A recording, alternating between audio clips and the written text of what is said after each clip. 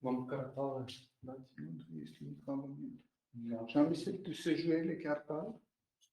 Moi non. Tu sais jouer les cartades? Un peu. Essaye.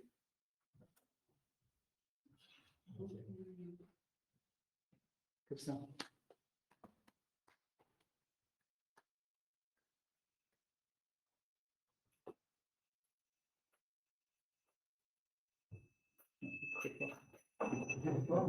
Oui.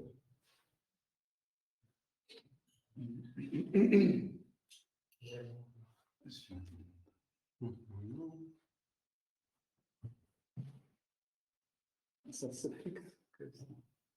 Ouais, comme ça reste. Voilà. Donc tu fais 2 fois ferme. Et après, troisième.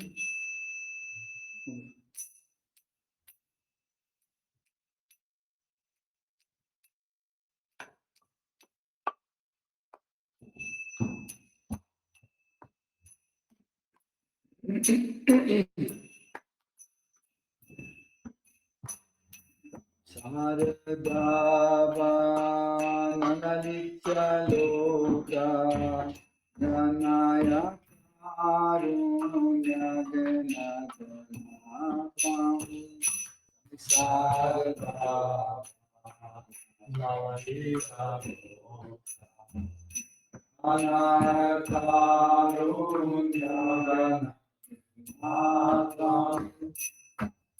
Sakaryanadunarnavasya Devuroshikaranadam Sakaryanadunarnavasya Devuroshikaranadam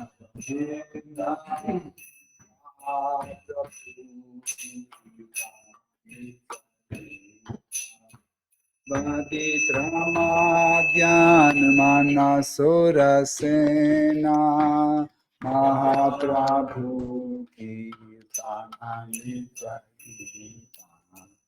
Bhati Tramadhyan Romancha Kampa Sutaranga Bhajo Vande Guru Shri Charanara Vindam Romancha Kampa Sutaranga Bhajo Vande Guru Shri Charanara Vindam Vande Guru Shri Charanara Vindam Vande Guru Shri Charanara Vindam Vande Guru Shri Charanara Vindam Vande Guru Shivigraharadhana Nityanana Sringaratan Mandiramarjana Dao Sringaradhana Nityanana Sringaratan Mandiramarjana Dao Yuktasya bhaktam shchaniyunjatopi Vande Guru Shri Charanara Vindam Yuktasya bhaktam shchaniyunjatopi Vande Guru Shri Charanara Vindam Vande Guru Shri Charanara Vindam Vande Guru Shri Charanara Vindam Vande Guru Shri Charanara Vindam Vande Guru Chaturvida Shri Bhagavat Prasadam Svadvana Triptan Haribhakta Sankham Chaturvidasi Bhagavat Prasada Bhavana Triptan Harivasa Sankam Tripaiva Triptim Bhajata Sadaiva Vande Guru Shri Charanarabindam Tripaiva Triptim Bhajata Sadaiva Vande Guru Shri Charanarabindam Vande Guru Shri Charanarabindam Vande Guru Shri Charanarabindam Vande Guru Shri Charanarabindam Vande Guru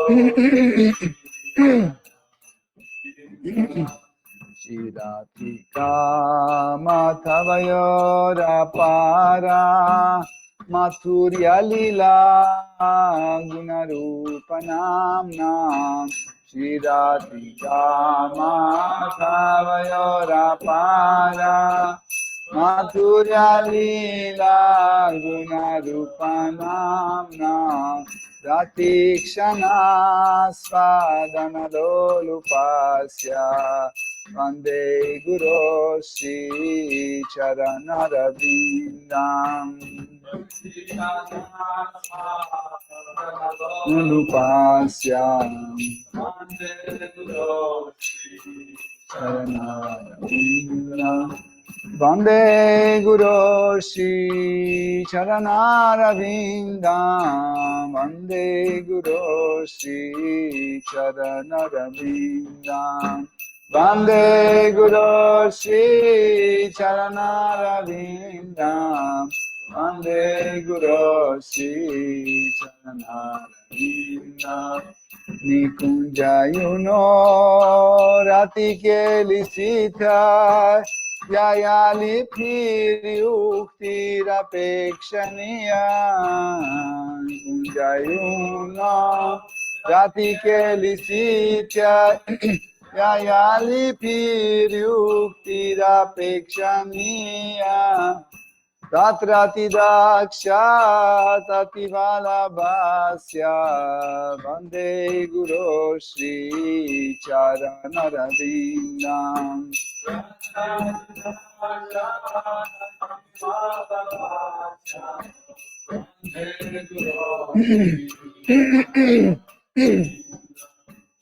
Vande Guru Shri Charanarabindam Vande Guru Shri Charanarabindam Vande Guru Shri Charanarabindam Vande Guru Shri Charanarabindam Sakshat Haritvena Samastprashostra Muktas Katha Bhavyata Eva Sadvi Sakshat Haritvena Samastprashostra Muktas Tatha Bhavyata Eva Sadvi Kintu Prabhorya Priya Eva Tasya Vande Guru Shri Charanarabindam Kintu Prabhorya Priya Eva Tasya Vande Guru Shri Charanarabindam Vande Guru Shri Charanarabindam Vande Guru Shri Charanarabindam Vande Guru Shri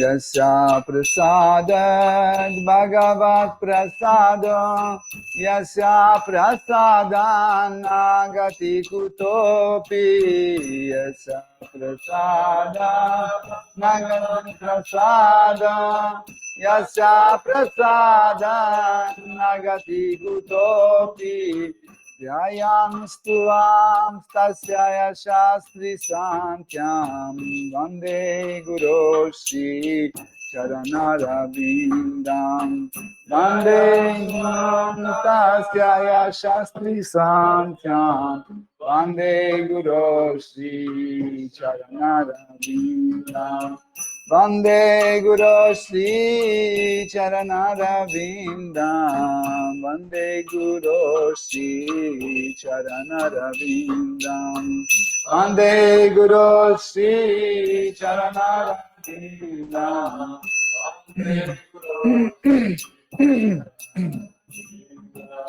Vande Guru Shri Charanarabindam Vande Guru Shri Charanarabindam Vande Guru Shri Charanarabindam Vande Guru Shri Charanarabindam Namo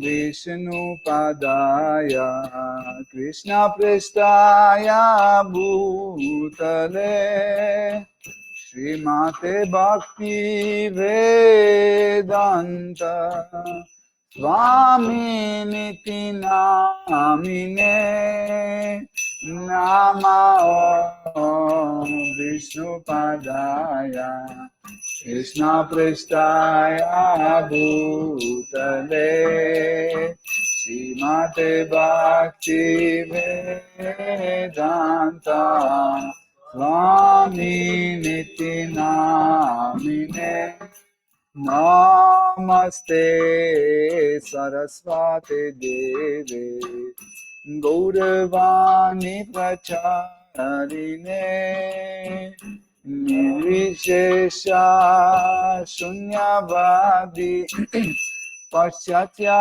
Deshatarine Namaste Saraswati Deve Gauravani Pracharine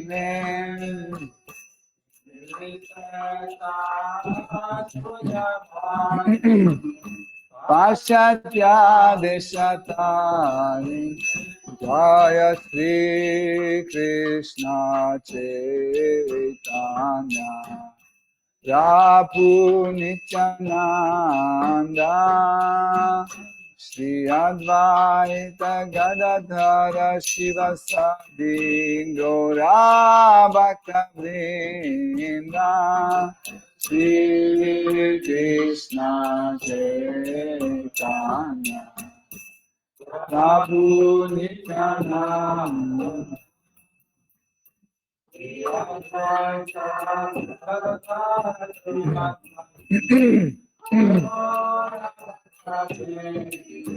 Jaya Shri Krishna Chaitanya Prabhu Nityananda Shri Advaita Gadadhara Shivasadi Gaura Bhakta Vrinda Shri Krishna Chaitanya Prabhu Nityananda Shri Advaita Gadadhara Shivasadi Gaura Bhakta Vrinda Hare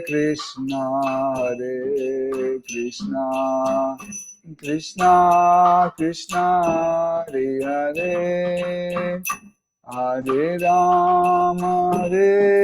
Rama Rama Rama Hare Hare Hare Krishna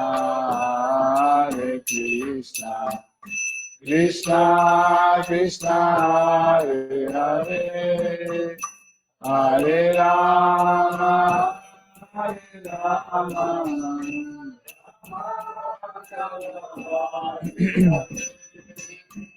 Hare Krishna Krishna Krishna Hare Hare Hare Rama Rama Rama Hare Hare Hare Krishna, Hare Krishna, Krishna Krishna, Hare Hare, Hare Rama, Hare Rama, Rama Rama, Hare Krishna, Hare Krishna, Krishna Krishna, Hare Hare, Hare Rama, Hare Rama, Rama Rama, Hare Hare, Hare Krishna, Hare Krishna, Krishna Krishna, Hare Hare, Hare Rama, Hare Rama, Hare Krishna, Hare Krishna, Krishna Krishna, Hare Hare, Hare Rama, Hare Rama, Rama Rama, Hare Hare, Hare Krishna, Hare Krishna, Krishna Krishna, Hare Hare, Hare Rama, Hare Rama, Rama Hare Hare, Hare Krishna, Hare Krishna, Krishna Krishna, Hare Hare, Hare Rama, Hare Rama, Rama Rama, Hare Hare, Hare Krishna, Hare Krishna, Krishna Hare Hare, Hare Rama, Hare Rama, Hare Hare Krishna, Hare Krishna, Krishna Krishna, Hare Hare, Hare Rama, Hare Rama, Rama Rama, Hare Hare, Hare Krishna, Hare Krishna, Krishna Krishna, Hare Hare, Hare Rama, Hare Rama,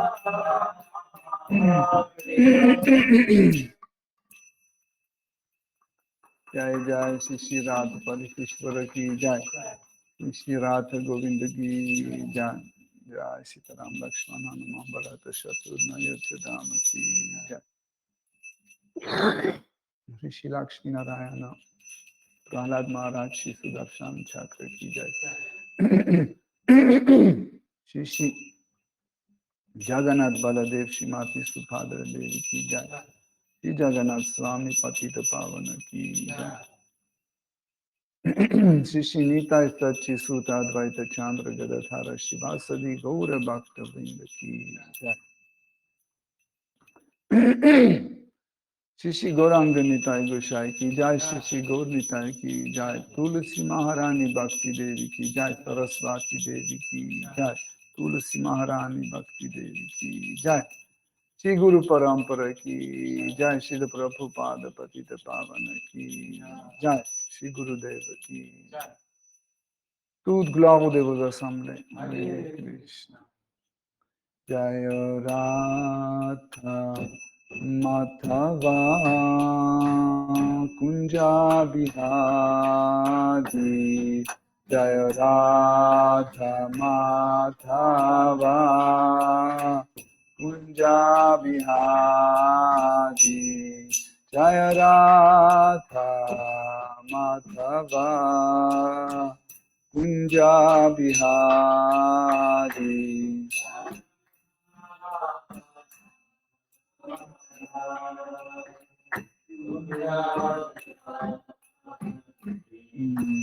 Gopi Janabalakha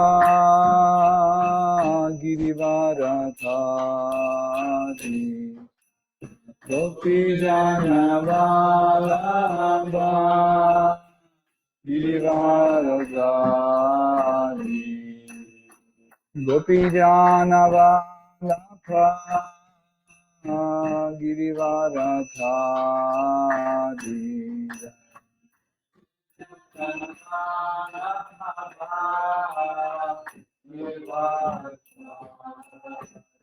Yashodanandana Brajajanarandana Yashodanandana Brajajanarandana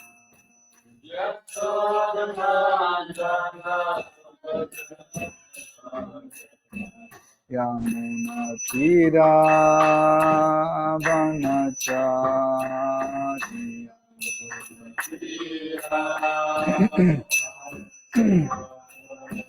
Yamuna Tira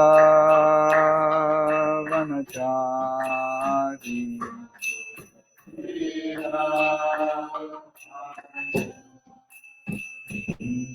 Jaya Radha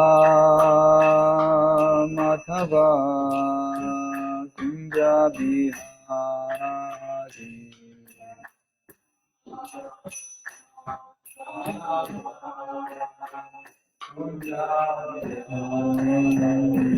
Jaya Radha Madhava Kunja Bihari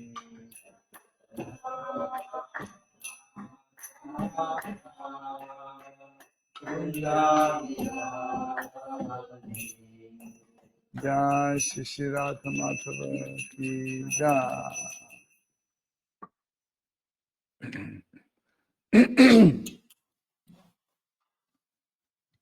Om Ajnanati Mirandasya Jananjana Shalakaya Chakshurunmilitam Yena Tasmai Shri Gurave Namaha Shri Chaitanya Manobhishtam Stapitam Yena Bhutale Swayam Rupa Kadamayam Dadati Svapadantikam Vandeham Shri Guru Shri Yuta Padakamalam Shri Gurun Vaishnavamsha Shri Rupam Sagrajatam Sahagana Raghunatham Vitam Tam Sajivam Sadvaitam Savadutam Parijana Saitam Krishna Chaitanya Devam Shri Radha Krishna Padam Sahagana Lalita Shri Vishakam Vitamscha Hey Krishna Karuna Sindhu Dina Bandhu Jagatpate Gopesha Gopika Kanta Radha Kanta Namostute Tapta Kanchana Gourangi Radhe Vrindavaneshwari Prishabhanu Sutte Devi Pranamami Hari Priye Shakalpatarubhyascha Evacha Patitanam Pavanebhyo Vaishnavebhyo Namo Namaha Nama Om Vishnu Padaya Krishna Preshtaya Bhutale Shrimate Bhakti Vedanta Swami Niti Namine Namaste Saraswate Deve Gauravani Pracharine Nirvishesha Shunyavadi Paschatya Deshatarine Jai Shri Krishna Chaitanya Prabhu Nityananda Shri Advaita Gadadhara Shivasadi Gaura Bhakta Vrinda Hare Krishna Krishna Krishna Hare Hare Hare Rama Rama Rama Hare Hare Hare Nama Hare Nama Eva Kevalam Kalu nastiva gatiranyataha.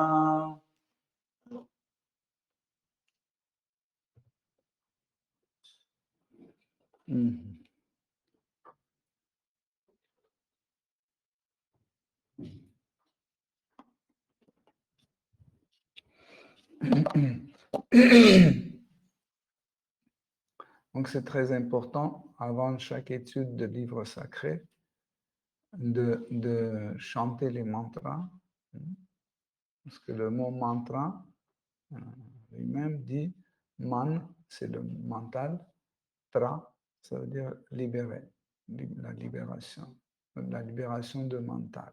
Parce que toute la nuit, on a rêvé des choses. Le matin, on a eu des conversations avec des amis, membres de famille. On a voyagé dans le transport public. On a vu tellement de choses, des chiens, des chats, des hommes, des femmes, plein de trucs. Et le mental le garde temporairement, garde dans soi-même toute cette information, mais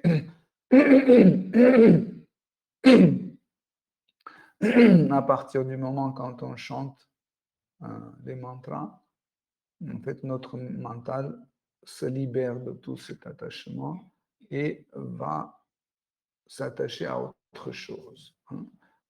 Cette autre chose, c'est le contenu de mantra. Et dans les règles générales, le contenu d'un mantra, c'est le nom de Seigneur suprême, sous divers aspects.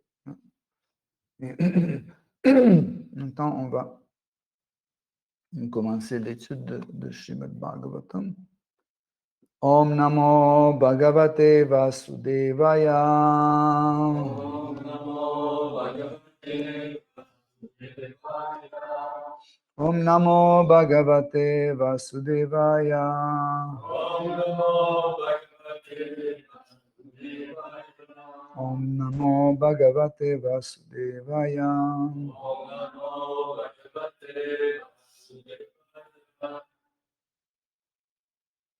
Donc, Srimad Bhagavatam, 5e chant, 10e chapitre, à partir de verset 1.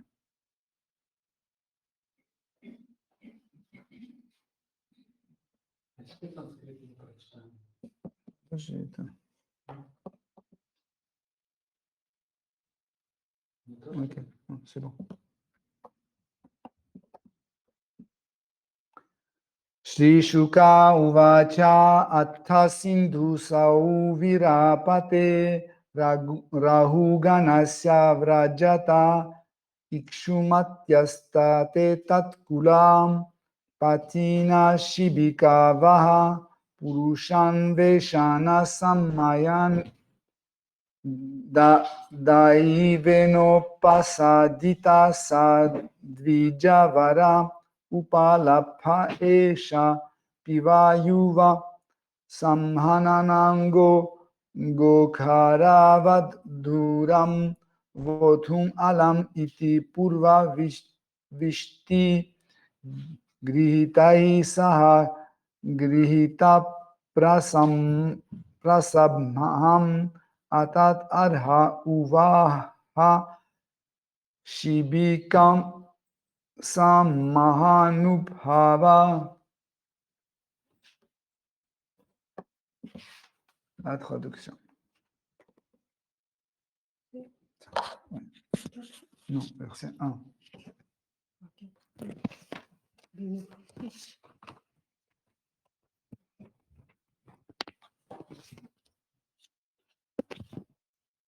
Hare Krishna. La traduction 5, 10, 4. Non, 5, 10, 1. Décidément. Que ce soit 4. Shukadeva Goswami poursuivit. Mon cher roi, peu après cet événement, il advint que le roi Rahugana, souverain des États de Sindhu et de Sauvira, se rendit à Kapilashrama. Lorsque les principaux porteurs de son palanquin parvinrent au bord de la rivière appelée Ikshumati, ils eurent besoin d'une aide. Ils se mirent donc à la recherche d'un homme convenant à cette tâche. Et par hasard tombèrent sur Jadabharata. Voyant qu'il était très jeune, vigoureux et qu'il avait des membres puissants, ils se dirent qu'il serait tout aussi capable qu'un bœuf ou un âne de porter une lourde charge. Et bien que Jadabharata, cette grande âme, ne fût pas apte à accomplir ce genre de travail, ils le forcent sans la moindre hésitation à porter le palanquin avec eux. Mm. Il n'y a pas de commentaire. Nous continuons d'étudier l'histoire de Bharat Maharaj, hein, comment il a laissé son royaume, il est parti dans les montagnes, dans la forêt, pour faire ses austérités, et comment il s'est attaché à un petit fan, à cause de qui il a arrêté sa pratique spirituelle, et comment il a accidentellement, il est tombé des rochers, et au moment de mourir, fortement, il a pensé à ce petit fan, ce qui a provoqué sa vie prochaine sous la forme d'un cerf. Donc, il était né comme un petit fan, mais Shri Krishna, lui, a gardé la mémoire. Donc, ça, c'est très important dans notre histoire. Il se souvenait de sa vie qu'on croit comme un ascète, et en se retrouvant dans le corps d'un animal, son intellect était celle d'un homme normal. Donc, il se souvenait de ce qu'il avait dans sa vie précédente. Mais ce qui est important aussi, c'est qu'il a pu profiter de cette expérience qu'il a vécue en se retrouvant dans un corps animal. Donc, il continuait ses austérités. Donc, il mangeait que des herbes sèches. Il restait loin de son troupeau parce qu'il savait que ça peut revenir. Hein, parce qu'en association avec les autres cerfs, il peut tomber amoureux à une biche et il va faire fonder encore une famille et tout va recommencer. Donc, en sachant ça, il a strictement pris la direction pénitentiaire, et quand il a quitté son corps animal, il était né dans le corps de Jadabharata, le corps de Brahmana. Son corps était grand, physiquement très fort, etc.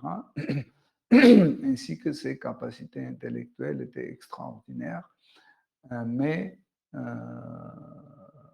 il cachait ses sentiments dévotionnels de l'environnement, des membres de sa famille, etc., pour un but de protéger sa dévotion et pour que personne ne lui dérange et ou que personne ne lui occupe dans des choses qui vont lui empêcher dans sa méditation. Et son père était un brahmana, ses frères étaient brahmanas, mais il ne voulait pas les écouter car il disait des choses qui ne concernaient pas le bhakti, la dévotion. C'était lié à la culture brahmanique, à la religion, mais cette étape-là, Jadabharata a déjà passé et ça ne lui n'intéressait plus. Et par son expérience, il savait que dans quelle direction il faut aller pour ne pas faire une marche arrière. Donc, ce qu'il il a fait semblant d'être sourd, muet et intellectuellement mal développé.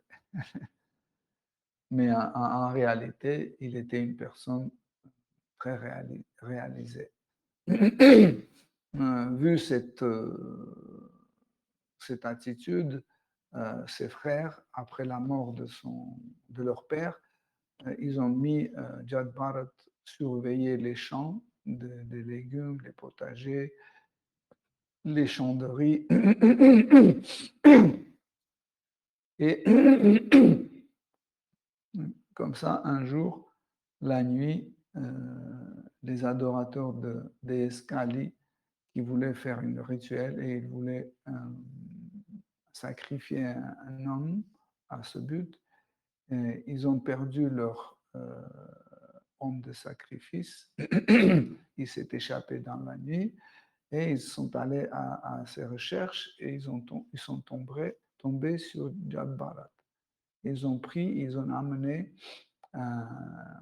dans leur lieu de rituel. Et où il y avait le Murti de Kali, de Durga. Et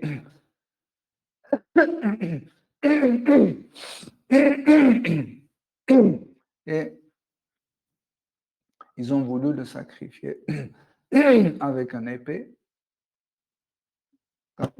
Quand ils ont commencé à prononcer les mantras pour lui trancher la tête, Durga Devi n'a pas supporté que quelqu'un peut toucher un dévot de Krishna. Hein. Elle est sortie de Murti devant les yeux de tout le monde. Elle a pris cette épée avec laquelle on voulait trancher la tête de Jad Bharatat. Et un par un, elle a décapité tous les bandits, qui étaient présents là. Donc, et Jad Bharat, comme un être réalisé, il a regardé tout ça d'une façon assez détachée. Il n'a pas en fait un événement. Il n'a pas dit « Oh, vous savez, on a failli me sacrifier. Hein? Si c'était avec nous, pendant des mois, on raconterait ça. Tout le monde serait au courant, etc. » Non? Sur Instagram.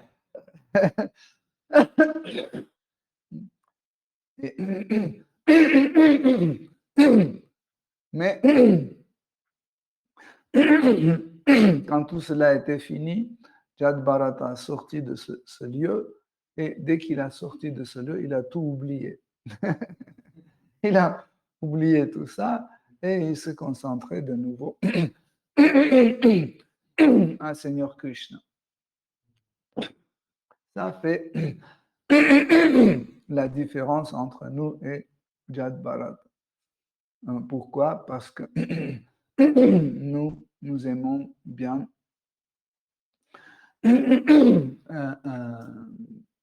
prendre plaisir de n'importe quelle chose et aussi de ce genre des événements. On parle et chaque fois nous pensons que ça nous fait grandir, ça fait grandir notre position sociale. Maintenant, tout le monde sait que je suis telle personne qui a failli être sacrifiée, etc. etc. Mais, encore une fois, Jad Bharata, dès qu'il est sorti de cet endroit, il a tout oublié et il se concentrait sur le Seigneur suprême. Donc, il était toujours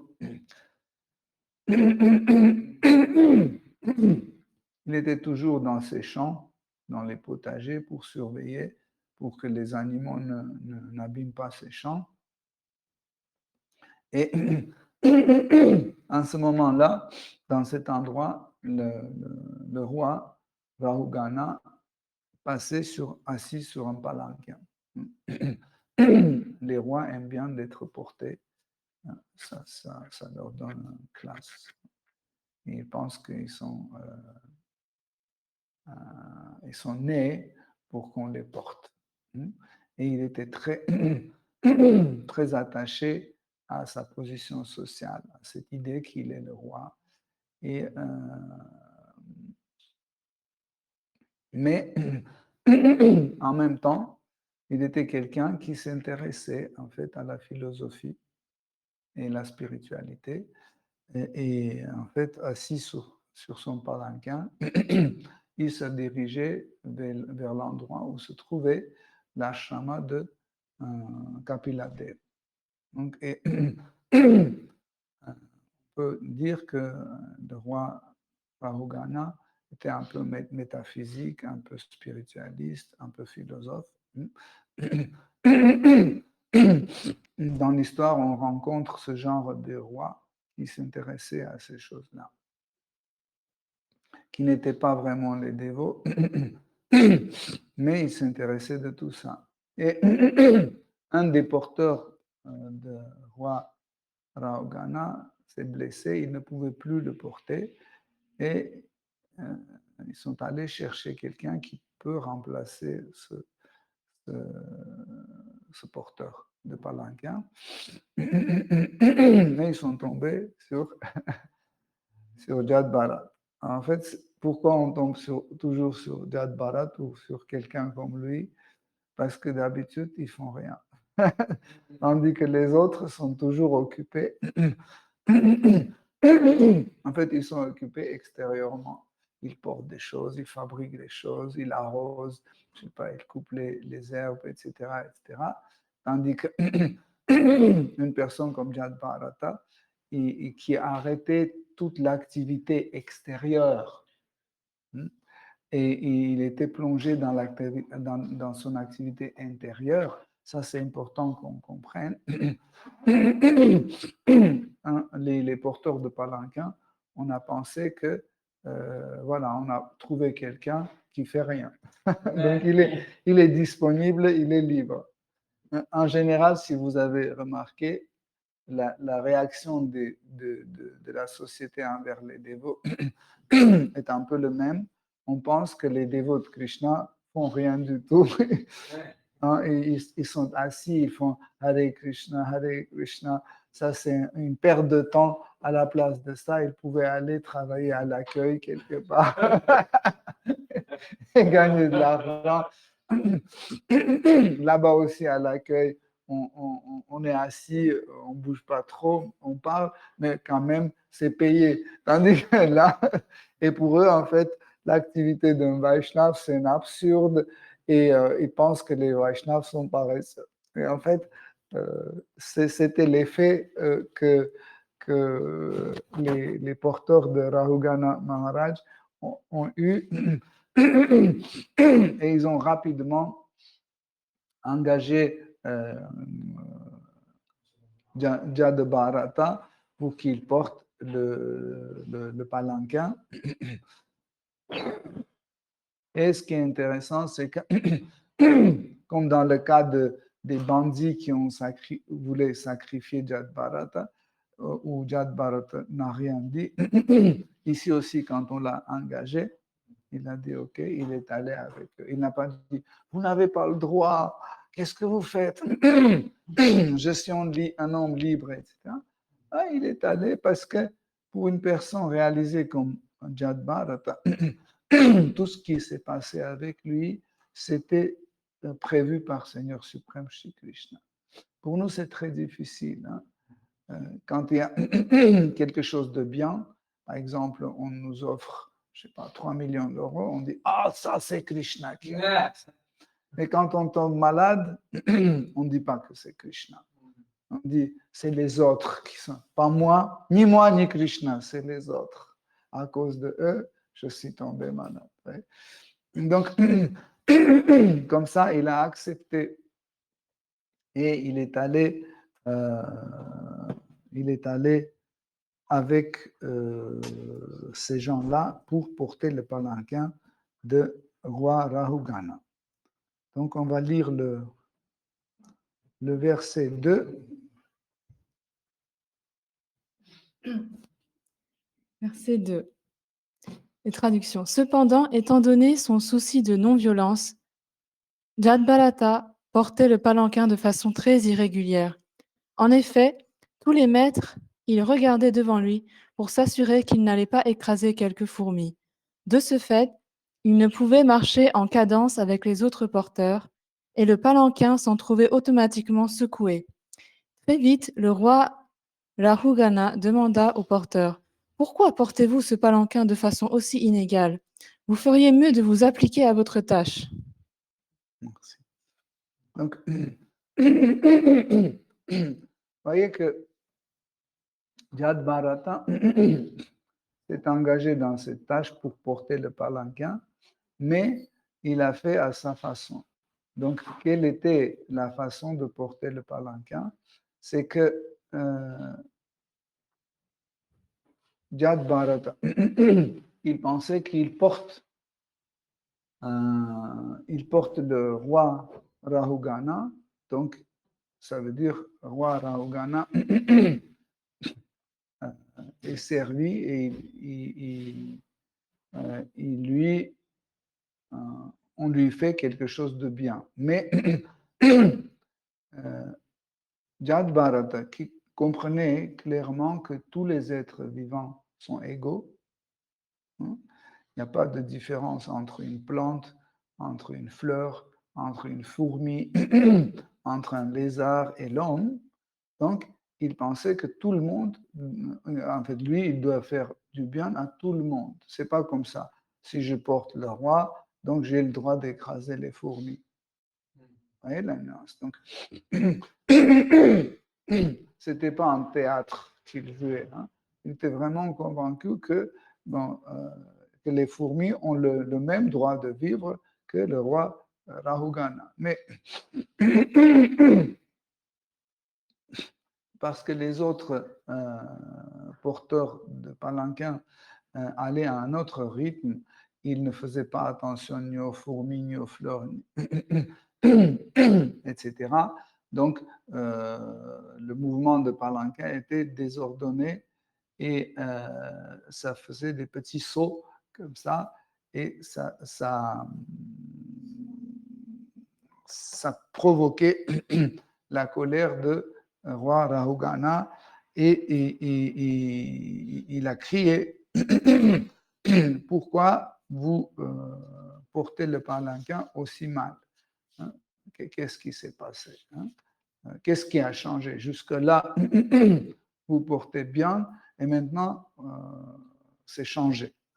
Le verset 3. Entendant les paroles menaçantes de Maharaj Rahugana, les porteurs du palanquin eurent peur d'être châtiés et s'adressèrent à lui en ces termes. Ô Seigneur, veuille noter que nous ne négligeons pas le moins du monde notre devoir. Nous avons fidèlement porté ce palanquin selon ton désir. Mais cet homme qui a récemment été engagé pour travailler avec nous ne peut pas marcher assez vite. C'est pourquoi nous ne pouvons porter le palanquin avec lui. Donc, merci. Donc, vous voyez, ce qui est intéressant, c'est que, en fait, il était 4 porteurs de palanquin, donc parmi lesquels il y avait un qui était roi Rahul, le Jad Bharata. Pourquoi Jad Bharata n'a pas répondu? C'est les autres qui ont répondu. Jad Bharata n'a pas dit. Oui, mais comment on peut porter le palanquin s'il y a tout le temps des fourmis, etc. Il pouvait le dire, mais il n'a rien dit. C'est les autres qui ont dit. Pourquoi? Parce que les autres 3 étaient les personnes intéressées. Hein? Parce qu'ils étaient engagés. Hein? Donc, il avait un lien avec roi Rahugana parce qu'il devait recevoir son salaire, leur salaire, ou au moins il ne serait pas châtié, etc. Donc, c'est pour ça que c'était les personnes intéressées qui ont répondu à ça. Hein. Et ils ont expliqué à roi Rahugana que jusque-là, comme tu vois, nous porter le palanquin d'une façon correcte, rien qui s'est passé. Et du coup, depuis que cette nouvelle personne est arrivée, tout est perturbé. Pourquoi Jad Bharata n'a pas répondu, il n'a pas participé à cette conversation? Parce qu'il n'était pas une personne engagée. On ne lui a pas demandé son opinion pour l'engager. Donc, il n'avait aucun lien avec le roi Rahugana. C'est pour ça qu'il se comportait comme quelqu'un qui n'a rien à voir avec cette histoire. C'est ce qu'on va voir encore dans les paroles de Jad Bharata. Et on a lu le On a lu jusqu'au 4. 5, Ok. verset 5. Le roi Rahugana comprit fort bien le sens des paroles prononcées par ses porteurs, qui craignaient d'être punis. Il comprit également que, par la faute d'un seul individu, le palanquin n'était pas porté comme il convenait. Parfaitement conscient de ces faits et ayant entendu la requête de ses serviteurs, il se mit légèrement en colère. Il était pourtant très versé dans la science politique et doté d'une grande expérience dans ce domaine. Mais de par son tempérament de kshatriya, il se laissa aller à la colère. En fait, la passion s'empara du roi et il s'adressa alors à Jad Bharata, dont le rayonnement spirituel n'était pas clairement visible, demeurant caché comme un feu couvant sous la cendre. Non, verset 6. Le roi Rahugana dit à Jad Bharata: Que cela est ennuyeux, mon cher frère. Tu me sembles bien fatigué d'avoir porté seul mon palanquin, sans aide aucune, pendant longtemps et sur une longue distance. De plus, ton âge avancé t'accable considérablement. Mon pauvre ami, il m'apparaît clairement que tu n'es ni très solide, ni très vigoureux. Les autres porteurs ne font-ils donc rien pour t'aider? C'est sur ce ton sarcastique que le roi critiqua Jad Bharata, mais en dépit de ses sarcasmes, celui-ci ne considérait pas la situation d'un point de vue matériel, axé sur le corps. Conscient de son identité spirituelle, il se savait distinct du corps. Il n'était ni gras, ni mince ou maigre, et n'avait rien à voir avec cette masse de chair, cet amalgame de 5 éléments grossiers et des 3 éléments subtils. Il était étranger à ce corps matériel, avec ses 2 bras et ses 2 jambes. En d'autres termes, il était pleinement conscient de son identité spirituelle. Aham Brahmasmi. C'est pourquoi les reproches moqueurs du roi le laissèrent indifférent. Sans mot dire, il continua de porter le palanquin comme précédemment. Merci. Donc,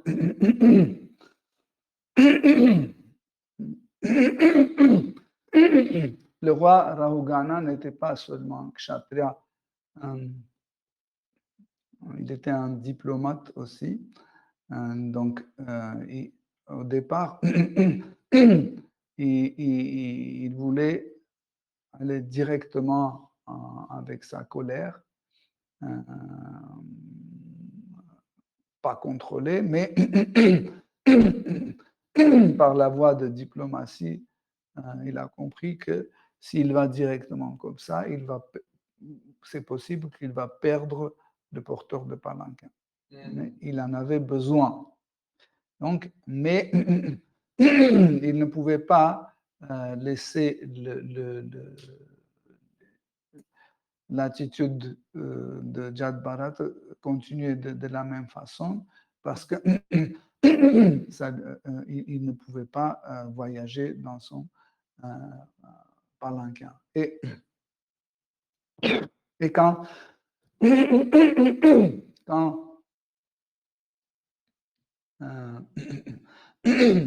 il voulait régler la situation, il a appuyé sur le faux ego de Jad Bharata. Il voulait réveiller le faux ego de Jad Bharata pour qu'ils disent non, c'est quoi? C'est moi qui ne peux pas porter, je vais porter tout seul, regardez.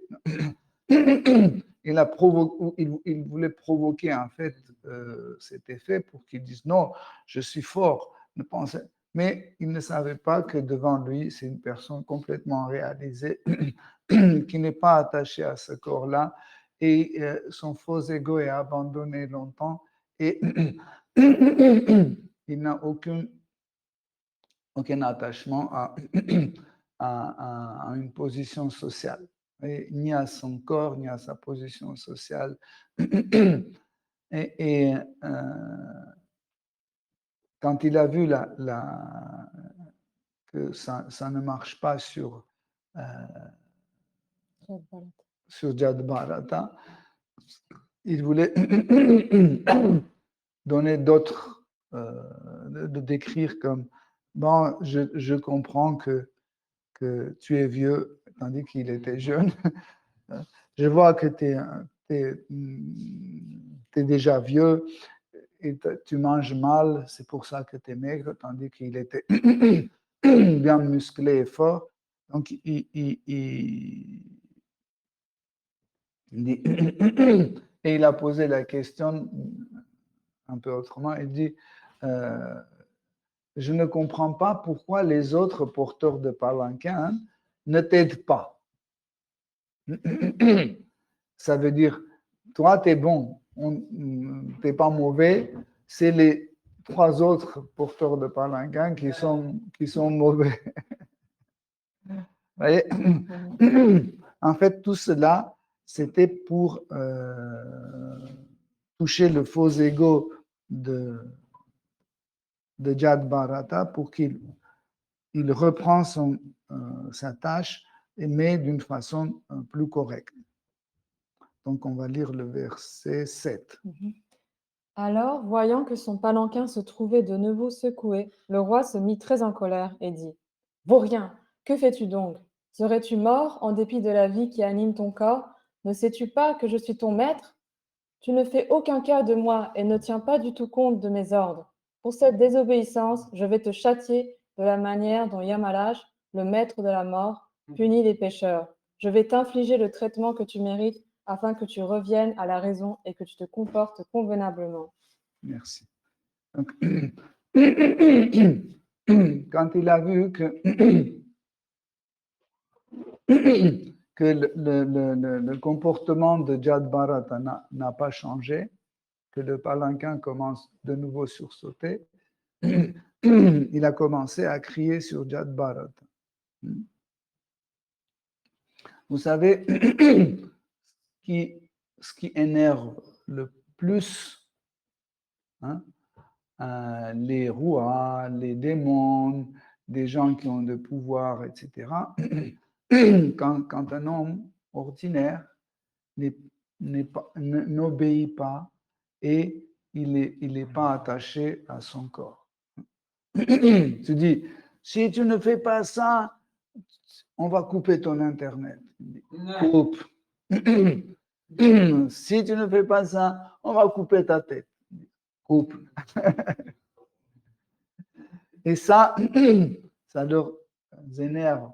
Quand quelqu'un n'obéit pas, en fait, c'est l'attitude des Vaishnavas, qui ne sont pas attachés à leur corps et ils savent qu'ils ne sont pas ce corps-là. Ils disent, OK, on va quitter ce corps-là, on va prendre tout de suite un autre et on va continuer notre service dévotionnel. Vous savez que chaque Vaishnava, chaque spiritualiste sérieux, petit à petit, durant sa pratique, développe une certaine attitude envers la mort. La mort ne devient pas un tabou et la mort n'est plus considérée comme quelque chose qui va gâcher notre plaisir. C'est tout. D'un jour à l'autre, le Vaishnava voit que la mort s'approche, dit OK, je suis prêt, quand tu veux. Et une personne comme ça, qui est prête à accueillir la mort sans problème, ne peut pas avoir peur de toutes ces menaces de l'État ou d'un être démoniaque, etc. Quand il y avait la reine des démons comme Hiranyakashipu ou comme Kamsa ou Ravana, il disait au Brahmana, si vous chantez le nom de Seigneur, Vishnu, on va vous tuer. Si vous faites des sacrifices, vous devez donner tant de, de votre sang que, que le gui que vous versez dans le feu de sacrifice. Il disait, OK. Donc, il ne comprenait pas, est-ce que le nom de Seigneur suprême peut être plus important que votre corps matériel? Vous voyez? Parce qu'il ne comprenait pas qu'est-ce que c'est la relation avec le Seigneur suprême. Pour eux, c'est juste une chose comme, par exemple, je deviens un joueur de foot ou de tennis. Ils pensaient toujours, en fait, les démons, en général, ils pensent que c'est une forme d'activité. Hein? Par exemple, il vient dans un yoga lyrique et, et ils pensent que ce que nous faisons ici, ce n'est pas notre vie, c'est juste une activité.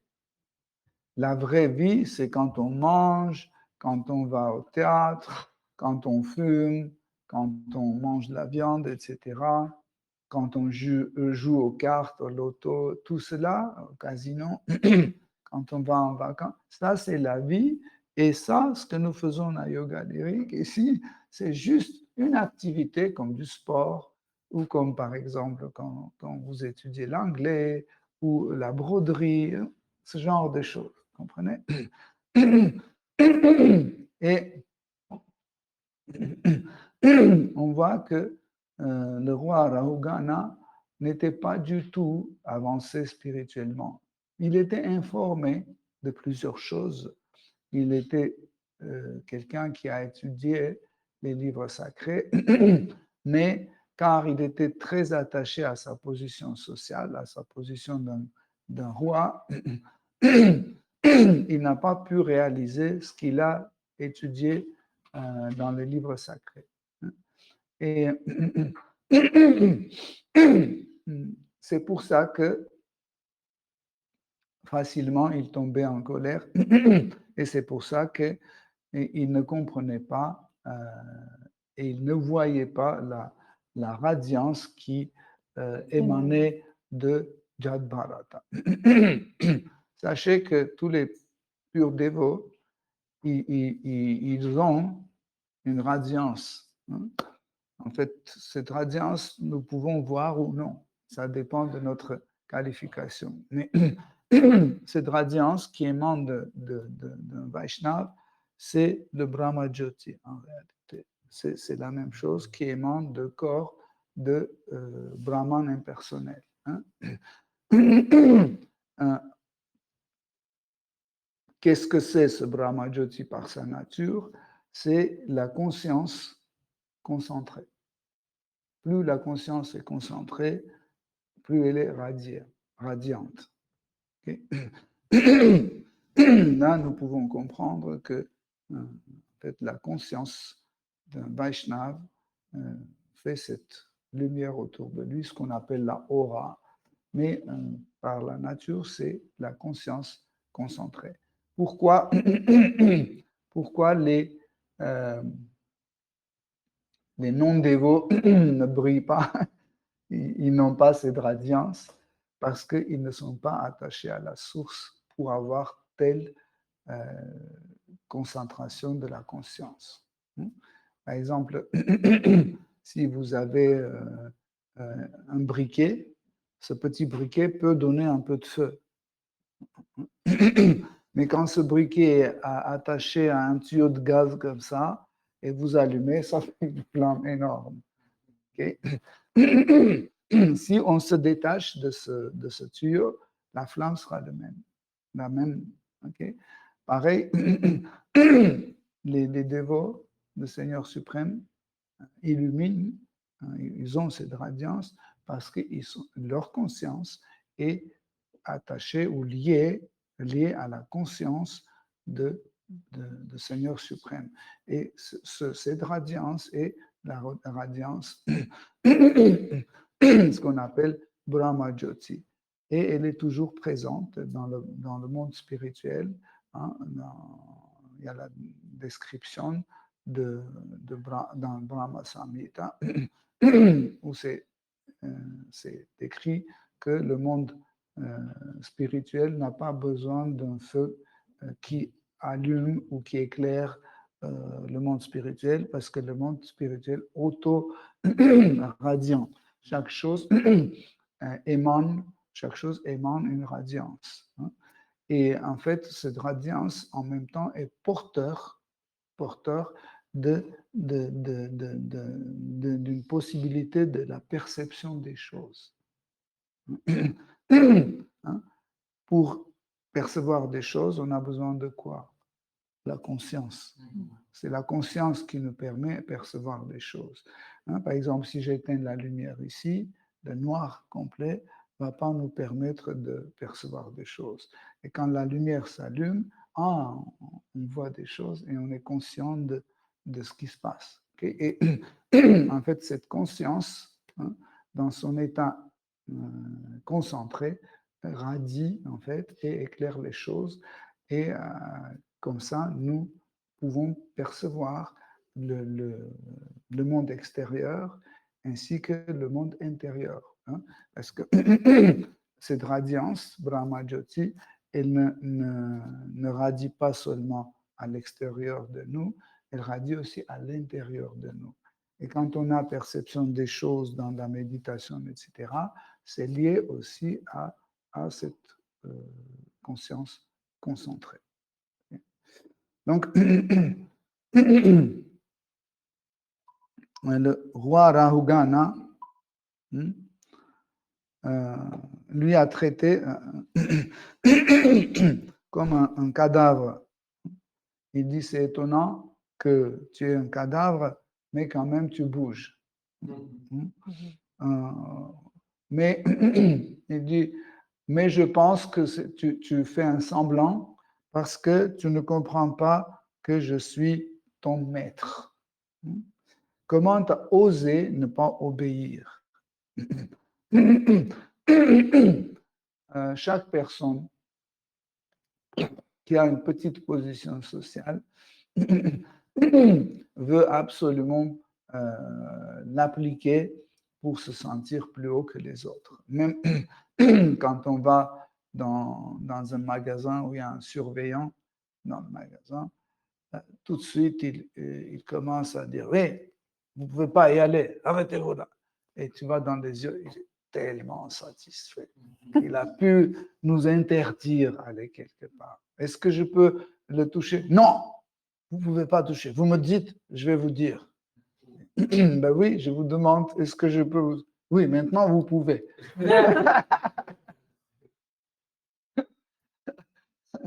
C'est absurde, mais on pense que dès qu'on a un petit poste dans la société, les autres doivent nous obéir. Hein. Par exemple, des fois, dans les aéroports même, il y a des gens qui travaillent à l'aéroport juste qui surveillent la queue des passagers, qu'ils mettent des bandes, etc. Ils se prennent pour le dirigeant du monde. Et ils poussent les gens comme ça, ils crient sur les gens, et les gens pensent que oui, c'est normal. Pourquoi c'est normal? Ben oui, ils travaillent ici. C'est une logique, ça veut dire nous acceptons, hein, nous acceptons qu'en fait, il y a la position sociale qui, en fait, nous permet de faire une pression sur les autres. Hein. Et le roi Rahugana pensait la même chose, il pensait qu'il a le droit de lui ordonner et crier sur lui. Tandis que, comme on a su depuis le début de l'histoire, il n'a pas engagé Jad Bharata. Il ne lui a jamais promis un salaire, rien du tout, mais il s'est permis à crier sur Jad Bharata. En plus, il a commencé à menacer, donc si tu n'obéis pas, je vais te faire la même chose que Yamaraj. Donc, ce n'est pas la peine que tu ailles à l'enfer, tu vas recevoir cet enfer ici. Pourquoi? Parce que je suis aussi fort que Yamaraj. Vous voyez, le Rajas peut nous amener à cette, à ce niveau. Et il a dit, je vais te traiter, je vais t'appliquer un médicament qui va te vite guérir et tu vas suivre mes ordres. Le verset 8. S'identifiant à sa fonction de roi, Maharaj Rahugana vivait sur le plan corporel et subissait l'influence de la passion et de l'ignorance. Dans sa folie, il accabla Jadbharata d'insultes déplacées et contradictoires. Jadbharata était un bhakta du plus haut niveau et le Seigneur souverain avait élu domicile en son cœur. Bien qu'il se considérât comme grandement érudit, le roi n'entendait rien à la position d'un bhakta hautement établi dans le service de dévotion, et il ne percevait pas davantage ses qualités exceptionnelles. Jadbharata servait de résidence à Dieu, la personne suprême. Il portait constamment dans son cœur la forme du Seigneur. Il était l'ami très cher de tous les êtres vivants, et il était dénué de toute conception corporelle de l'existence. Aussi prononça-t-il en souriant les paroles qui vont suivre. Merci.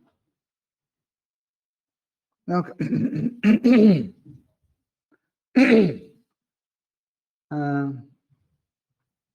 tant que nous sommes influencés par les trois gunas de l'énergie matérielle, cela prouve que nous nous identifions avec ce corps matériel.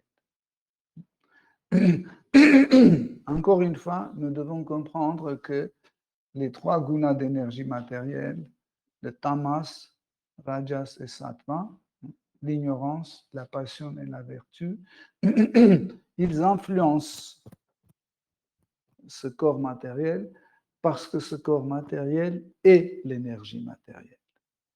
Donc les gunas, les trois gunas, ils sont présents dans ce corps matériel toujours. Quand on est nirguna, quand nous ne sommes plus influencés par trois gunas, ça ne veut pas dire que les trois gunas sont sortis de notre corps. Ils sont plus présents comme nous pensons. Les trois gunas sont toujours, ils se trouvent toujours dans notre corps. Ils partent nulle part.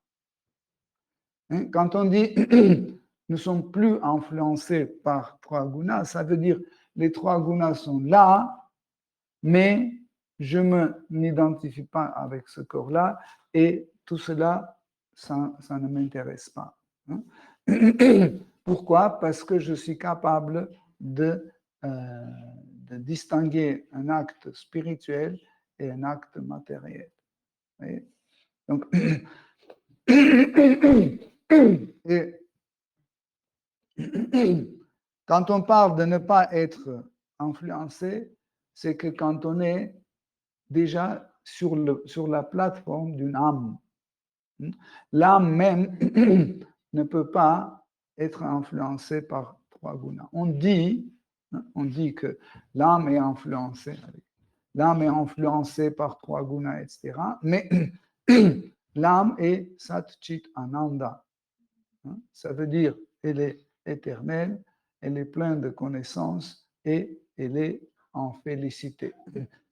Comment quelqu'un qui a une éternelle félicité et plein de connaissances peut être influencé par trois gunas? C'est impossible. Alors, c'est quoi qui est influencé? C'est pour ça que dans Srimad Bhagavatam, Shri Kapila Dev explique cette nuance, en fait, comment ça se passe. C'est que Krishna, au début de la création, Krishna, avec son regard, dirige la conscience des êtres vivants dans le monde matériel. Donc, l'énergie matérielle a une faculté de refléter des choses. Par exemple, le monde spirituel, 3 fois plus grand que le monde matériel. Et l'énergie qui gère le monde matériel est 3 fois plus petite que l'énergie qui gère le monde spirituel. Donc, cela veut dire que le monde spirituel se reflète dans le monde matériel, mais juste en 3/4. Le reste ne se reflète pas. Comme si par exemple Jean-Michel a un petit miroir de poche comme ça, quoi qu'il fasse, il y aura toujours une partie du corps qui va se refléter dedans. Le reste ne sera pas reflété. Donc, comme ça, on aura une fausse perception de cette personne si on regarde que ce petit miroir. Pour qu'on ait une idée de cette personne, il faut qu'on ait une information complète de cette personne. Mais une information partielle est fausse.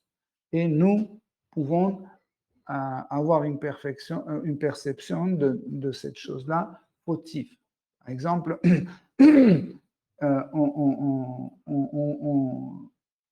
on voit juste la tête dans le miroir, on dit que Jean-Michel a qu'une tête. Il n'a pas de bras, etc. Pourquoi? Parce que, regardez, il n'y a que ça. Donc, la même chose se passe avec la personne dont la conscience est dirigée par Seigneur Vishnu dans ce monde matériel. Quand la conscience ou l'attention de cet être vivant se reflète dans l'énergie matérielle, elle se reflète d'une façon déformée. Et quand ça se reflète d'une façon déformée, cet être vivant commence à penser qu'il est cette réflexion. Vous voyez?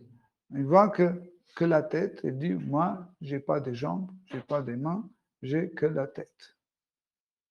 Vous comprenez? Ou quelqu'un d'autre qui voit dans son reflet, il voit que son oreille et il pense qu'il est une oreille.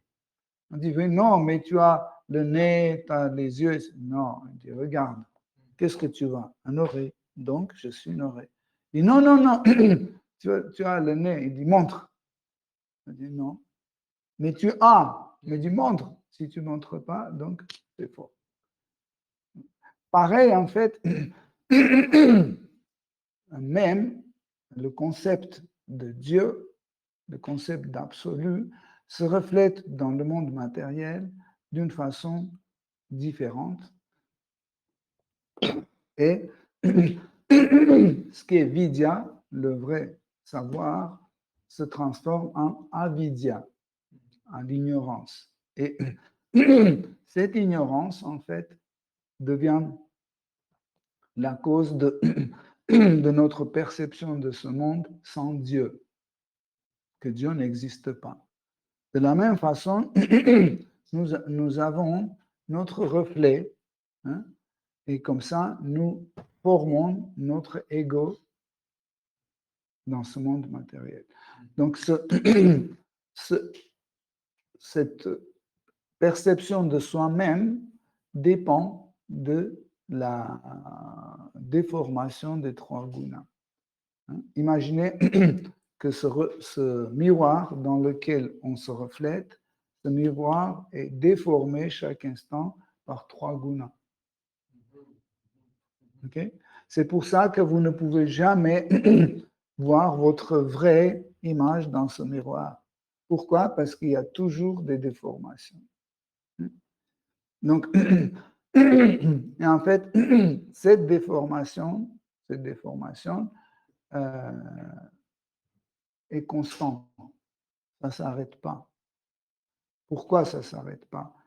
Parce que nous sommes, en fait, ce corps est fait de l'énergie matérielle.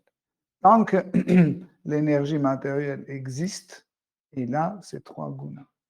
Okay? Elle peut, pour qu'on ne sente pas, hein, pour qu'on ne sente pas ces trois gunas, elle peut faire de telle sorte pour qu'on ne sente pas en fait ces trois gunas, l'énergie matérielle peut équilibrer ces trois gunas. Quand ces trois gunas sont équilibrés, on ne les sent pas. Mais ça ne veut pas dire qu'ils n'existent plus. Okay?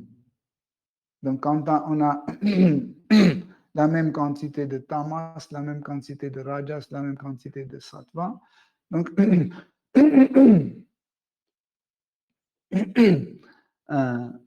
on ne sent pas la différence et on ne voit pas, mais on a les mêmes. Parce que si on est, entre guillemets, torturé 30,3% par tamas, 30% la même quantité de rajas et de sattva, on a l'impression qu'on est toujours dans le même état.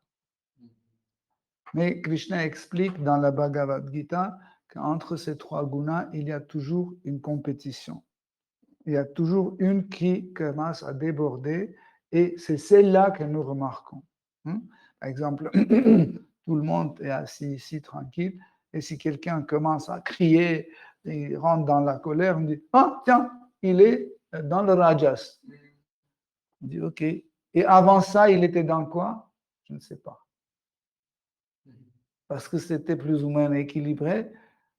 Quand est-ce qu'on a remarqué qu'il y a de rajas? Quand il en avait plus qu'il faut.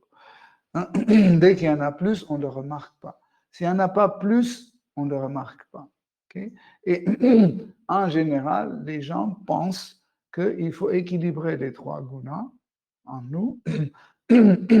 Comme ça, les trois gunas n'agissent plus sur nous. C'est faux. Ils agissent toujours. Mais en fait, cette influence n'est pas sur l'âme, c'est sur le corps matériel. Okay? Et parce qu'on regarde toujours le reflet, c'est comme ça qu'on a une perception de soi. Parce qu'on regarde notre reflet et ce reflet change tout le temps. On dit, oh là là, j'ai vieilli. Oh là là, j'ai encore 3 rides ici. Oh là là, j'ai un bouton là qui n'était pas hier, etc. Donc, tous ces changements-là, on pense que ces changements influencent l'âme. Mais l'âme ne peut pas avoir des boutons parce qu'elle est Satchitananda. Elle ne peut pas avoir des rides. Vous comprenez? Donc, quand on est quelqu'un qui est aussi avancé spirituellement comme Jad Bharata, qui connaît en fait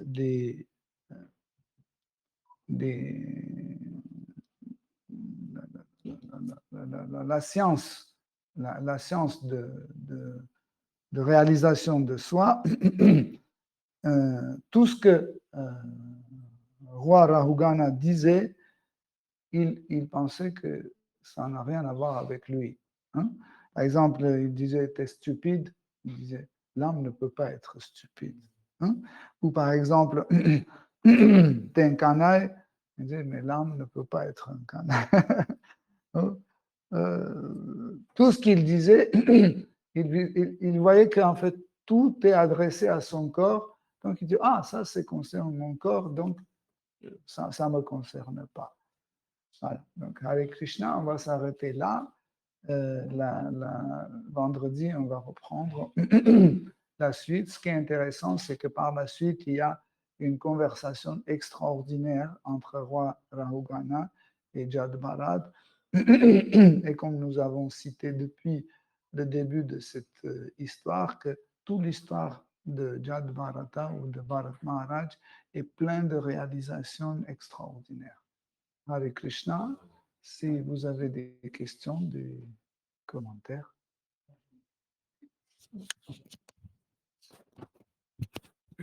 C'est plus par rapport à vendredi, quand Durga Devi a tué les Chandala, au final, est-ce qu'on peut dire que par la miséricorde de Jad Bharat, ils ont pu arriver à une sorte de miséricorde de Durga Devi, puisque techniquement, il a prié certes pas pour elle, il priait pour le résultat qu'elle donnait, mais quand même, ils ont eu, entre guillemets, la réalisation de Durga Devi, puisqu'elle est apparue. En aucun autre cas, elle se serait manifestée devant eux. Donc, ils ont quand même eu, entre guillemets, le privilège d'être tués par Durga Devi grâce à Jad Bharat. Quand même.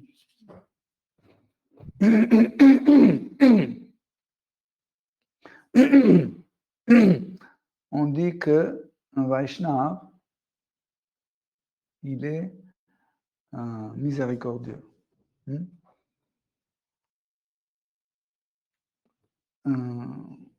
Pourquoi? Parce que Krishna est miséricordieux. Quand on dit Krishna est miséricordieux, c'est pas comme ça que une fois Krishna agit comme miséricordieux, une autre fois il n'agit pas comme miséricordieux. Parce que si on traite Krishna miséricordieux, il est miséricordieux éternellement. Donc il n'y a pas une situation dans laquelle il n'est pas miséricordieux. Okay? Par exemple, quand Krishna offre une libération à quelqu'un, ou quand il tue un démon, dans les deux cas, il est miséricordieux. Okay? Pareil, le Vaishnav, il est miséricordieux, même sans rien faire. Sans rien faire. Par exemple, un Vaishnav, dans son petit sac à japa, il est dans le métro, il fait et quelqu'un en a marre d'écouter, il dit, excusez-moi, qu'est-ce que vous dites là? Il dit, je chante les noms de Seigneur suprême. Ah bon, c'est quoi les noms de Seigneur suprême? C'est Krishna, Rama, c'est les noms de Seigneur suprême. Ah bon, mais pourquoi vous le chantez? Et il commence à prêcher. Il n'a rien fait exprès. Donc, le dévot même n'a pas besoin de faire quelque chose directement pour telle personne ou telle personne. Juste parce qu'il est un dévot, juste par ce fait qu'il est un dévot, et qu'il fait juste son sadhana, automatiquement, sa miséricorde se répand autour de lui. Par exemple, dimanche dernier, on a apporté le gâteau que j'ai couvert avec le plastique transparent. Et le gâteau était offert. Et automatiquement, tout le monde dans le métro qui a vu ce gâteau, ils ont eu un avancement spirituel. Pourquoi? Parce qu'ils ont contemplé le prasad qui n'est pas différent de Krishna. Pareil, Jad Bharat, qu'est-ce qu'il a fait? Rien. Il n'est pas exprès allé dans la réunion de ces bandits. Il n'a pas dit, allez-y, offrez-moi Kali, à Durga. Il n'a rien fait. Juste, il était dans ses pensées. Il ne dit pas, qu'est-ce qu'ils vont faire? Est-ce qu'ils vont me sacrifier ou pas? Peu importe ce qui va se passer.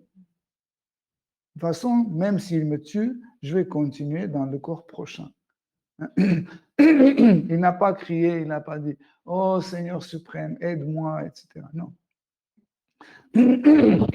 Dans la même situation, on peut voir Prahlad Maharaj. Quand on torturait Prahlad Maharaj, quand on voulait le tuer, il n'a jamais dit, oh Seigneur, viens m'aider, etc., etc. Même quand on étudie l'histoire de l'éléphant Gajendra, vous vous souvenez? Même là, il n'a pas demandé de l'aide du Seigneur Vishnu. Juste, il l'a glorifié et il s'est rendu compte que, en fait, Seigneur suprême est toujours présent. Vous voyez? Avec Krishna. Donc, c'est ça qui est extraordinaire et important. Et dans le comportement de Jad Bharat, qu'est-ce qu'il a fait exprès? Rien.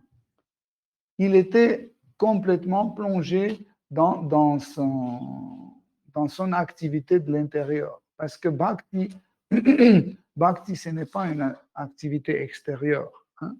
C'est une activité intérieure. Mais cette activité intérieure, après, engendre des activités extérieures.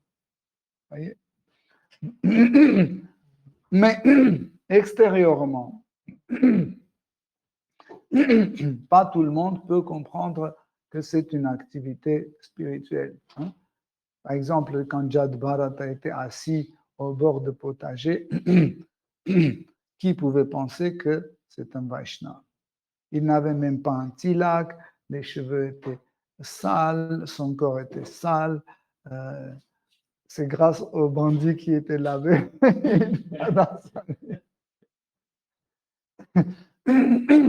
Vous voyez? Donc,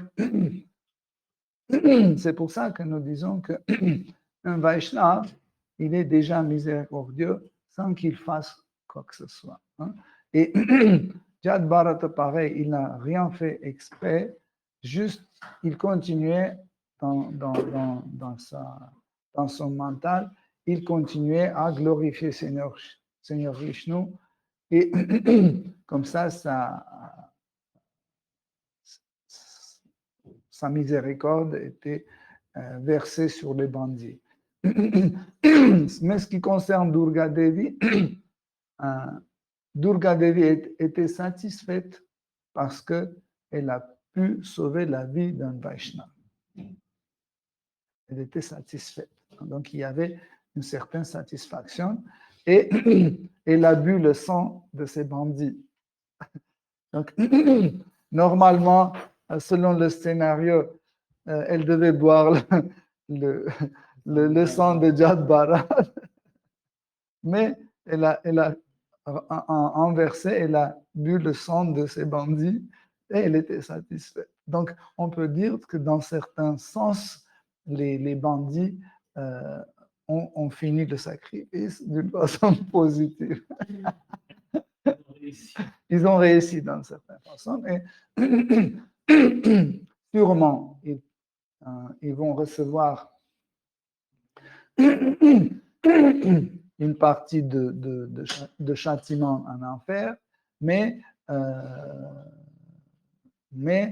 quand même, ce châtiment sera un peu allégé parce que Durga Devi était contente. Hare Krishna.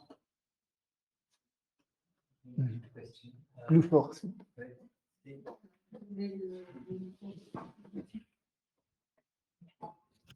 Une petite question. En fait, vous avez, c'est bien compris, vous avez dit, dans nous, il faut avoir les sattva, rajas, tamasiques également. Mais si on peut avoir les trois égales, donc est-ce que c'est contraire? Est-ce que c'est beaucoup plutôt le sattva, il faut avoir plus que les autres? Comme ça, on pense sattviquement, on fait des choses sattviquement et comme ça, le monde est plus sattvique que les trois gunas égales, quoi. Il est expliqué que Raja Guna est plus élevé que Tamaguna, mais Sattva Guna est plus élevé que Raja Guna. Mais tous les trois sont des qualités d'énergie matérielle. Et l'énergie matérielle est appelée Maya. Maya veut dire illusion. Ça veut dire, peu importe sous laquelle des trois gunas nous sommes dans trois types de l'illusion. Nous pouvons être dans l'illusion de Rajas, illusion de Tamas et illusion Sattva. Sattva aussi agit comme une illusion. Quelle est l'illusion de Sattva? C'est que nous pensons que si on est sous l'influence de Sattva, on n'est que sous l'illusion de Sattva. Mais le Sattva dans le monde matériel est Mishra Sattva, elle est mélangée. Mishra veut dire mélanger, ça veut dire là-bas, il a toujours la présence d'une quantité de Rajas et Tamas. C'est pour ça qu'elle est mélangée. Hein? Elle n'est pas Shuddha Sattva, elle n'est pas pure vertu. Okay? Et en fait, quand on est longtemps sous l'influence de Sattva Guna, sans pratiquer sadhana bhakti, nous pouvons créer des attachements sattviques qui vont nous déranger notre réalisation spirituelle. Tu vois la nuance? Donc, sattva est toujours préférable, mais il ne faut pas qu'elle reste longtemps sans sadhana bhakti. Ça veut dire sans le pratique dévotionnelle. Parce qu'on va s'attacher, par exemple, on peut s'attacher aux membres de notre famille qui sont très très bons, on peut s'attacher à l'idée de sauver l'humanité, on peut s'attacher à l'idée de trouver le vaccin contre le sida, etc. Okay? Et quand longtemps on reste sans pratique spirituelle dans Sattva Guna, et le moment arrive, on nous propose de s'engager dans le service dévotionnel, on dit « Oh non, c'est pas urgent, c'est plus tard parce que là, il faut que je sauve le monde, c'est plus important, là, c'est pas important. » Après, on peut penser que, en fait, Dieu, on n'a pas besoin de Dieu vraiment, parce que tout dépend de nos efforts. Hein. Et si on est honnête, si on est juste, si on ne vole pas, on ne tue pas, etc., on n'a pas besoin de Dieu. Hein. Et tant qu'on ne le fait pas, qu'est-ce que Dieu va faire? Regarde, Dieu existe, hein, et pourtant, on a toujours des criminels, les malfaiteurs, les magouilleurs, etc. Donc, c'est les efforts des gens qui doivent changer la situation. Dieu ne va rien changer. Regardez, Dieu existe, mais quand même, la guerre existe. N'est-ce pas? La guerre ne s'arrête jamais, et pourtant Dieu existe. Pourquoi il ne le fait pas? Donc, on doit comprendre que, en fait, beaucoup de choses dépendent de nous et pas de Dieu. Et en fait, on s'attache à ces faux concepts. Pourquoi? Parce qu'on était très longtemps sans engagement dans le service dévotionnel.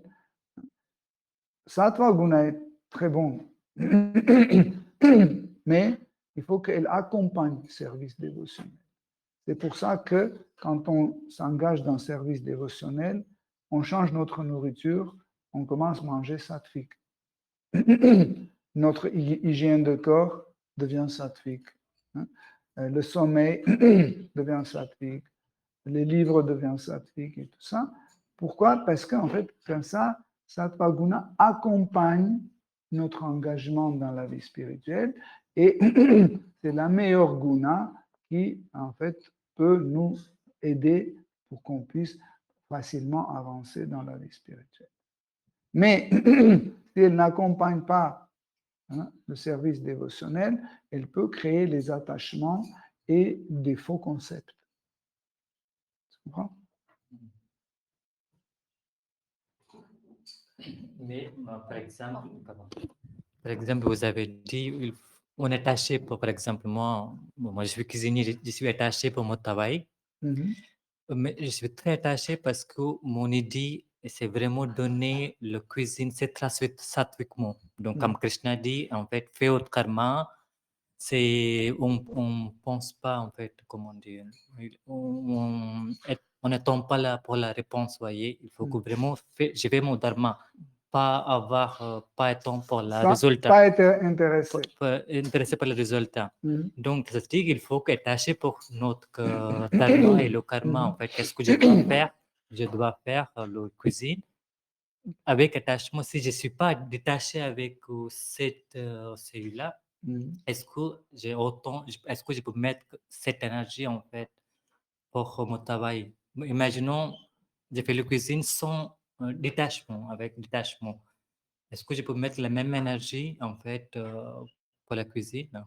Je ne sais pas, en fait, vous voyez, comment je peux détacher pour travailler? En fait, la composition de 3 gunas peut en nous provoquer certains attachements.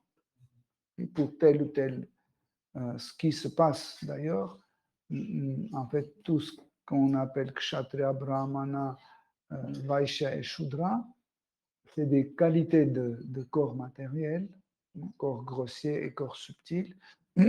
Et ces compositions de 3 gunas créent 4 types d'activités. Activités brahmaniques, kshatriques, etc., etc. Mais la dévotion ne dépend pas de ces qualités-là. La dévotion, c'est quelque chose qui dépend de désir avoir la dévotion. Okay?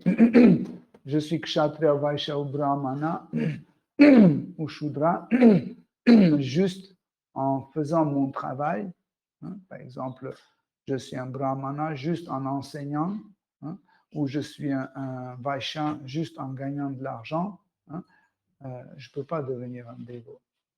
Si je commence à gagner l'argent pour Krishna, si je commence à enseigner les gens les shastras pour Krishna,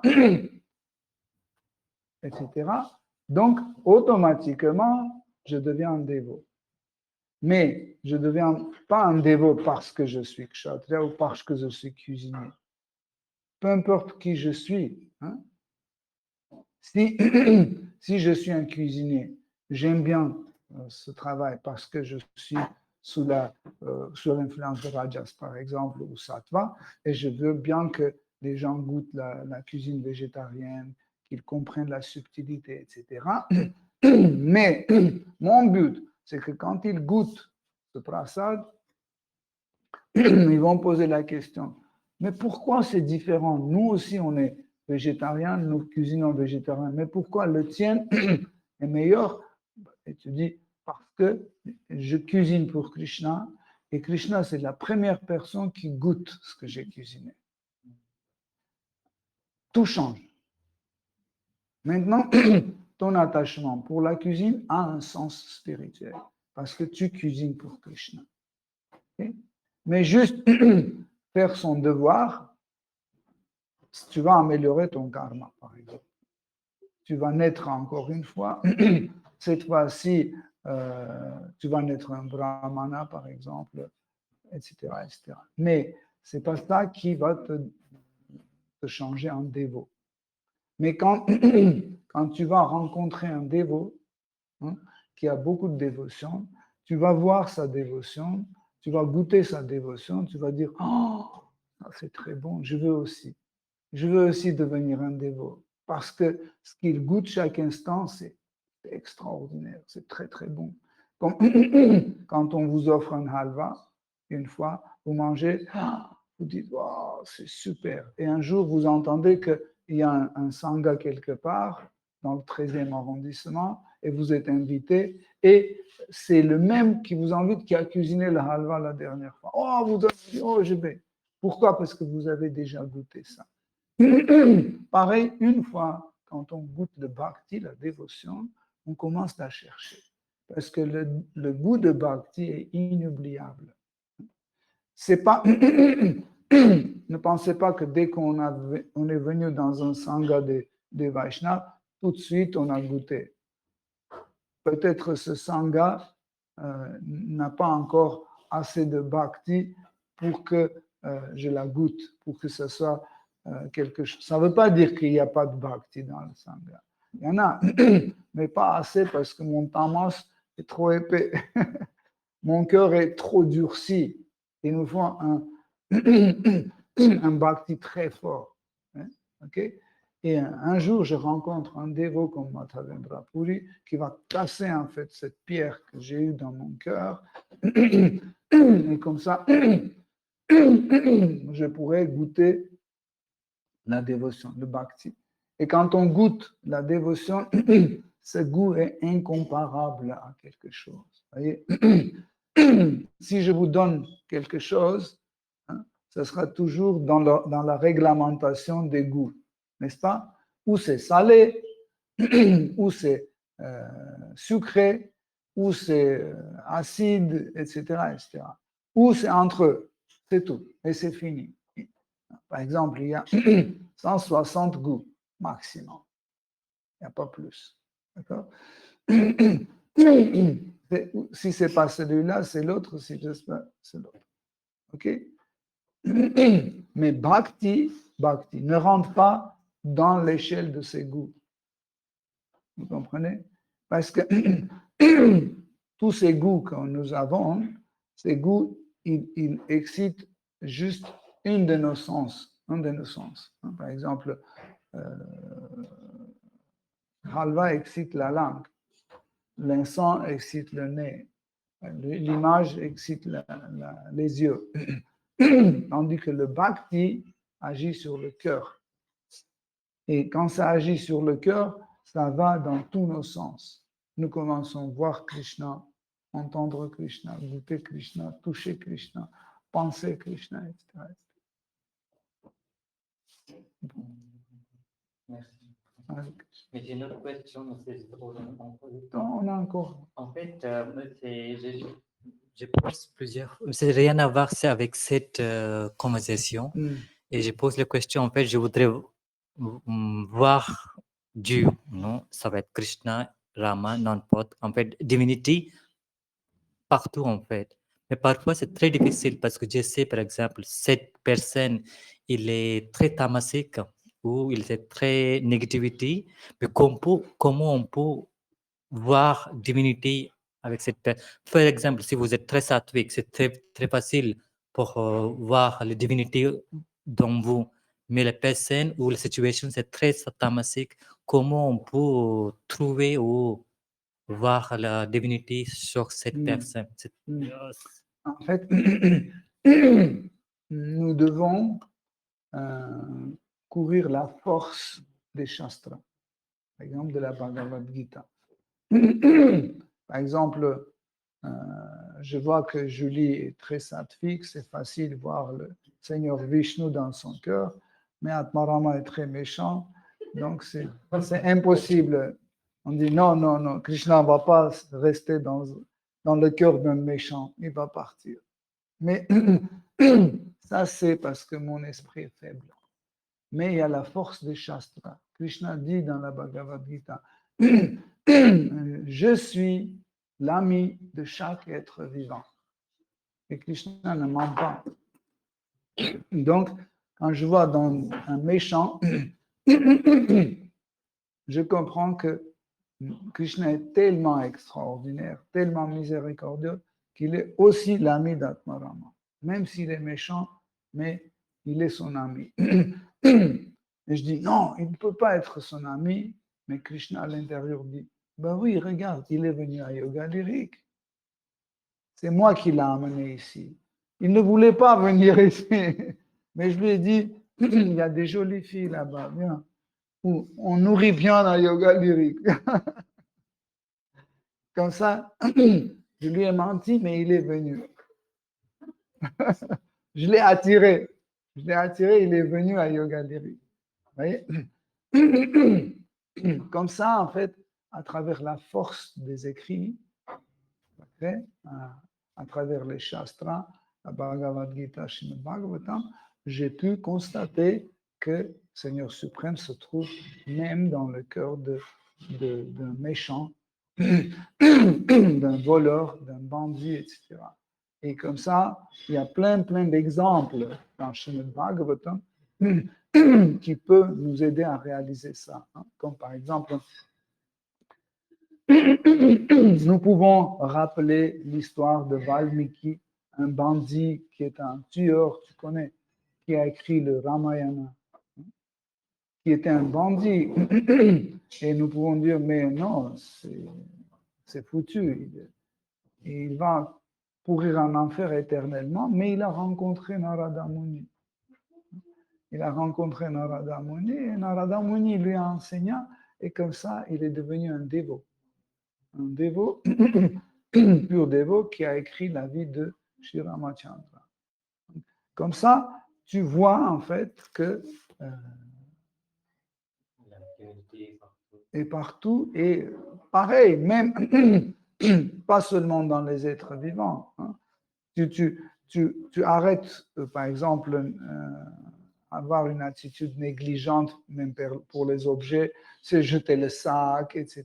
Parce que tu dis, mais attends, dans chaque atome, Krishna existe. Hein, parce que dans la Bhagavad Gita, Krishna il dit, je suis dans chaque atome. Donc je dis, ok, il ne faut pas que je sois méchant ou négligent pour cette table-là, le téléphone, etc. Parce que Krishna est partout. Des fois, des fois on peut arriver à un état extatique. Hein. Par exemple, on veut présenter nos hommages à par exemple, Nitai Sachisuta. On se tourne vers lui, on fait Dandavat, on dit, mais attends, j'ai fait le dos à Jagannath. Non, je vais tourner et je fais face Jagannath, mais le dos, c'est Prabhupada. Je ne sais pas comment te présenter tes hommages parce que ici c'est Jagannath, là c'est Nitai Sachisuta, là c'est Govinda, ici c'est Vishnu, là c'est Saraswati. Et tu ne sais pas comment présenter, dire là, là il y a Brahman impersonnel. Je dis, oui, mais il faut vénérer le Brahman impersonnel aussi. Et tu ne sais pas comment faire. Donc, c'est aussi une forme de réalisation. Quand tu comprends qu'il est partout. C'est difficile à pratiquer. Oui, c'est pour ça qu'il ne faut pas, dans la pratique, juste faire des efforts de corps ou de mental. C'est tu cherches dans les shastras. Parce que la force des shastras peuvent t'aider à trouver ce que tu cherches. C'est pour ça que nous étudions Srimad Bhagavatam, Bhagavad Gita. Parce que celui qui vit selon la Bhagavad Gita, il devient la personne réalisée. Qu'est-ce que ça veut dire devenir quelqu'un réalisé? C'est que tout ce qui est écrit dans la Bhagavad Gita, ça devient réel.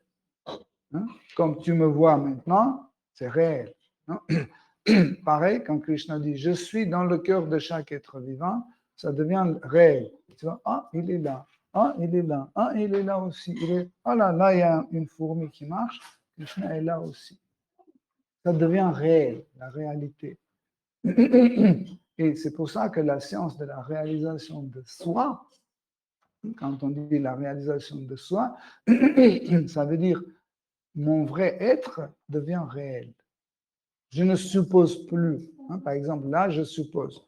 Peut-être je suis ce corps-là, ah, peut-être non. Peut-être je suis le mental ou l'intellect. Peut-être non, je suis une âme. Je n'ai pas encore réalisé, c'est pas encore réel. Ou peut-être j'accepte que je suis une âme, je ne suis pas ce corps, j'accepte, mais ce n'est pas encore réel parce que je ne sais pas comment l'âme se comporte.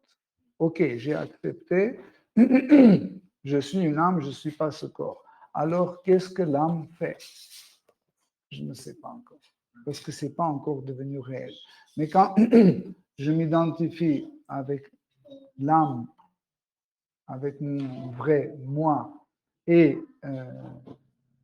je commence à agir selon ce que je suis, ça s'appelle la réalisation de soi. Ok, Hare Krishna. Maintenant, on va voir si on est bien qualifié et on a bien réalisé qu'est-ce que c'est la miséricorde de Krishna sous la forme de prasadam. Et les dévots ont cuisiné avec l'amour et dévotion. Srimad Bhagavatam ki jai, Srila Prabhupada ki jai, toute gloire aux dévots assemblés. Hare Krishna. Pancha kalpatarubhishya. Kripa sindhubheva chapatitanam pavamebhyo vaishnavebhyo namaha.